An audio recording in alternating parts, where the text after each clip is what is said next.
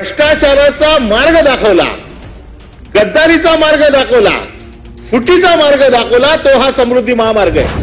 तुम्ही एखाद्याचं आयुष्य उद्ध्वस्त करून टाकाल अशा प्रकारे खोटी अफिडेव्हिट करून, आणि कायमचे तुम्ही सत्तेत बसलेले नाही आहात.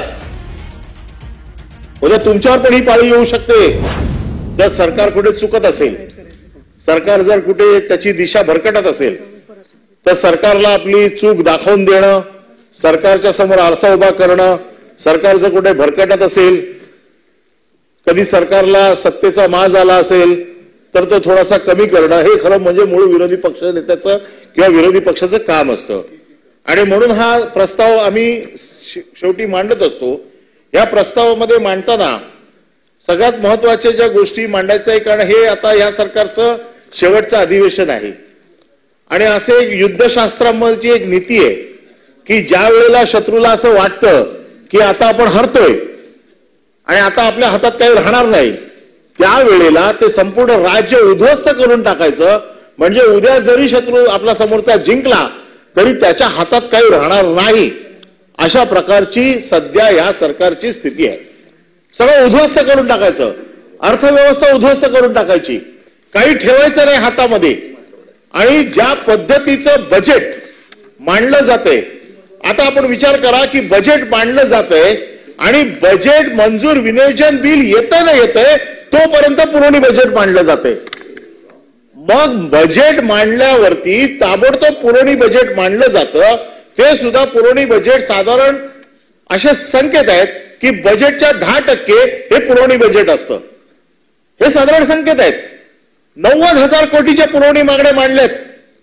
मग ह्या पुरवणी मागण्या पुढच्या 3 महिन्यामध्ये हे सरकार जे 3 महिन्यामध्ये, अजून याला 3 महिन्याचाच कालावधी आहे, नंतर त्यांची एक्सपायरी डेट आलेली आहे. मग ह्या 3 महिन्यामध्ये किती पैसे खर्च करणार आहे?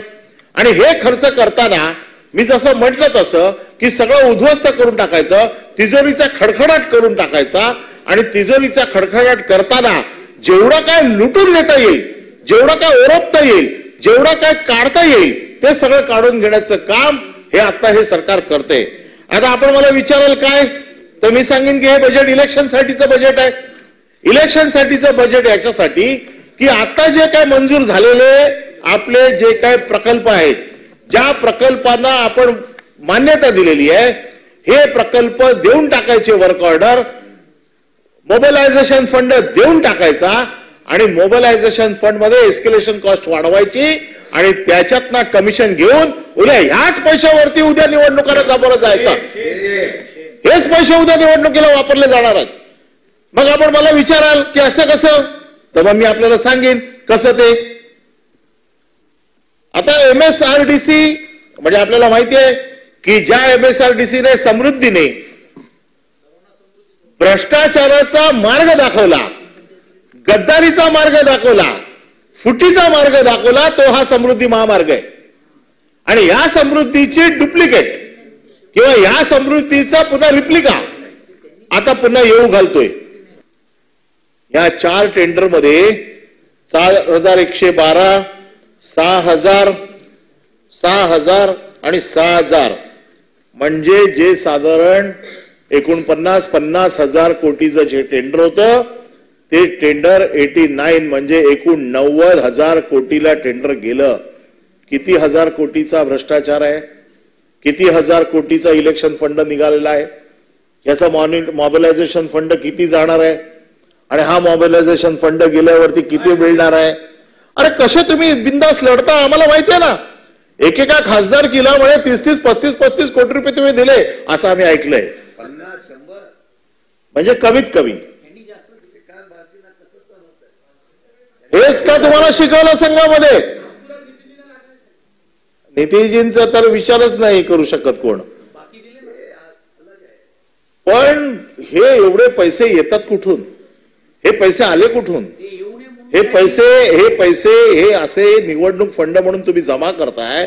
म्हणजे 50-60 हजार कोटीचा जो काय हे जे टेंडर होते, कुठलाही अप्रुव्हल नाही, कुठलाही त्याच्यावरती प्रक्रिया नाही, कायदेशीर नाही, म्हणजे कायदा मानायचाच नाही असं ठरवलंय, कोणाला विचारायचंच नाही असं ठरवलंय.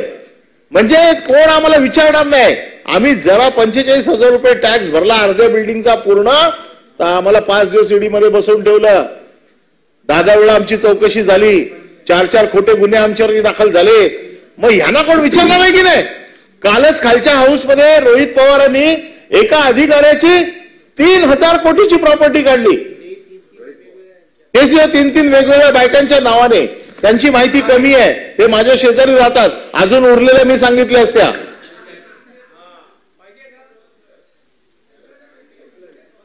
आता हे जमा करणारा अधिकारी कोण आहे? आता इन्फ्रास्ट्रक्चरचा प्रमुख कोण आहे? कोण हे जमा करतोय सगळे पॅकेट्स मधले पैसे? ही सगळी नावं आली पाहिजेत बाहेर.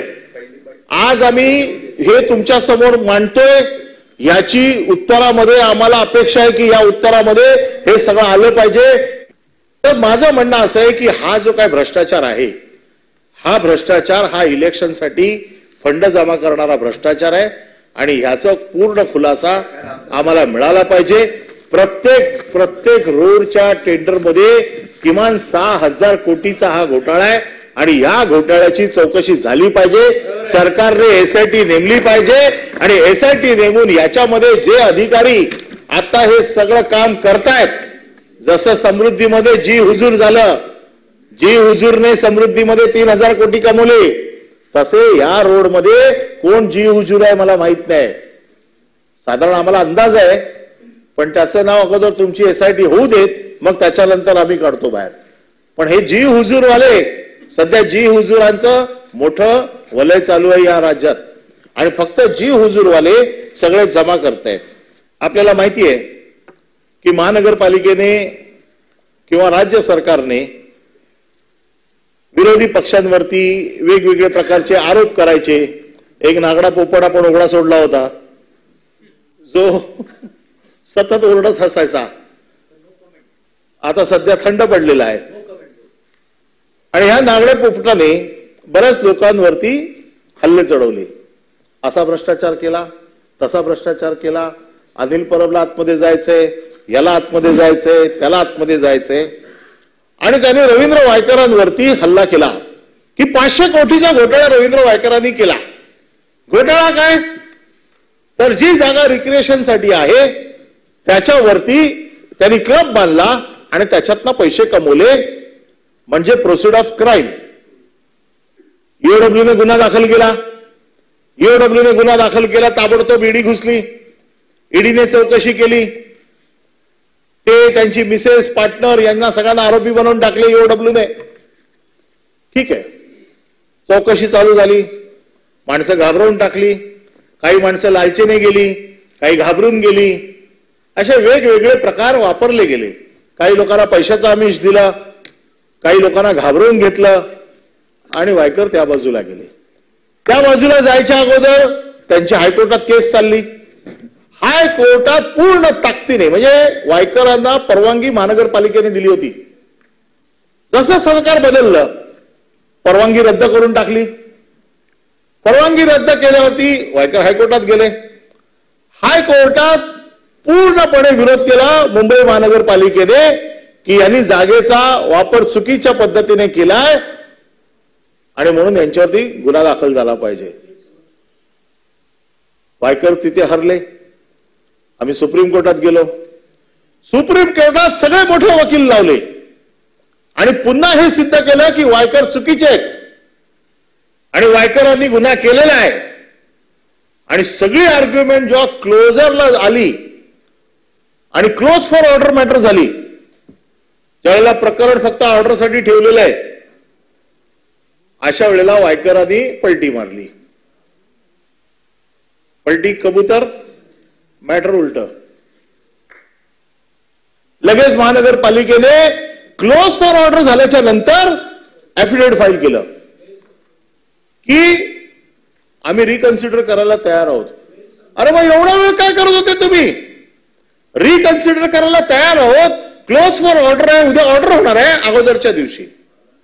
माणूस गेला तिकडे तुमच्याकडे की वॉशिंग मशीन मध्ये गेला, स्वच्छ झाला आणि सफेद कपडे घालून आला. आणि आता काल ईओडब्ल्यूने स्टेटमेंट केलंय की आम्ही गैरसमजात गुन्हा दाखल केलाय. माझी आपल्याकडे मागणी आहे, ज्या अधिकाऱ्याने वायकरवरती गुन्हा दाखल करायला लावला, ज्या बीएमसी वाल्यांनी ऍफिडेव्हिट दिली की वायकरांनी चुकीचं काम केलेलं आहे, त्या अधिकाऱ्यांवरती कारवाई काय करणार ते तुम्हाला सांगावं लागेल. इथे तुम्ही एखाद्याचं आयुष्य उद्ध्वस्त करून टाकाल अशा प्रकारे खोटी ऍफिडेव्हिट करून, आणि कायमचे तुम्ही सत्तेत बसलेले नाही आहात. उद्या तुमच्यावर पण ही पाळी येऊ शकते, आणि तुमच्यावर आली तर ठीक आहे, पण तुमच्या घरच्यांवर कधी येऊ नये. आज वायकरांची मिसेस, वायकरांचे मुले, सगळ्यांवरती तुम्ही गुन्हे दाखल केले. वायकरांनी तर सरळ सरळ सांगितलं, माझ्यासमोर दोनच पर्याय होते, एक तर जेलमध्ये जायचं, नाही तर पक्ष बदलायचा. या अशा प्रकारची दादागिरी करून तुम्ही शेवटी सांगता ईओडब्ल्यू मध्ये की गैरसमजातना आम्ही गुन्हा दाखल केला. हा गैरसमजातना गुन्हा ज्या अधिकाऱ्याने दाखल केला त्या अधिकाऱ्यावरती कारवाई झालीच पाहिजे.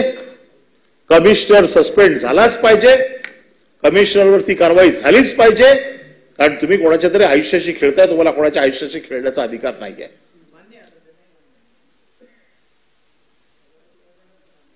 नाही, मान्य सभापती महोदयाला पटत असेल, पण त्या सांगू शकणार नाहीत. मला माहित नाही त्यांच्यावर काय दबाव आहे ते, त्यांच्यावर कुठलं शस्त्र वापरलं मला नाही माहिती. जे 5 शस्त्र आहेत त्याच्यापैकी कुठलं वापरलं मला नाही माहिती.